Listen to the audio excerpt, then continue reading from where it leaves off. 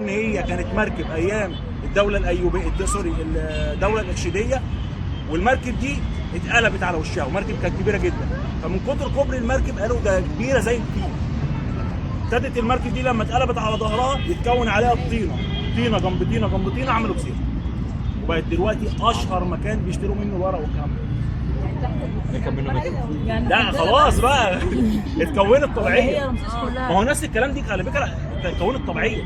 خلي بالكم انتوا، الجزيره مش صغيره، ده الجزيره قد ايه بقى؟ 3200 متر.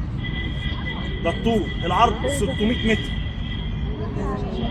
مش صغيره يعني، هي انتوا بس عشان احنا في اخر الجزيره، وهي برضو الجزيره هنا واخده ايه؟ شكل مستطيل مدبب من الطرفين، والطرف ده اللي هو فيه المقياس اخر الجزيره خالص. ما جزيرة الزمالك كده.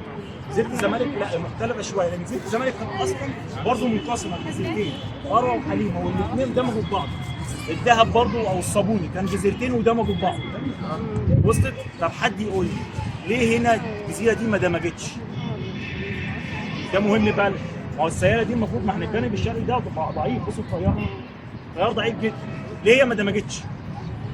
ليه طرح البحر ما اثرش؟ لان هم كانوا مصرين طول العصور الاسلاميه اوعوا دي تدمج.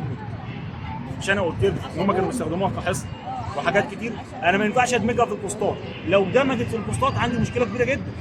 فكانوا بيعملوا حاجات صناعيه، يحطوا مصدات هناك الناحيه الثانيه، فالطيار لما يجي يخبط الميه ويوديها للشرق. اللي هو خطر الايام بس ولا على المدى؟ يعني ايه الخطر ده؟ اللي هو خطر الدم. ما هو الدمج ده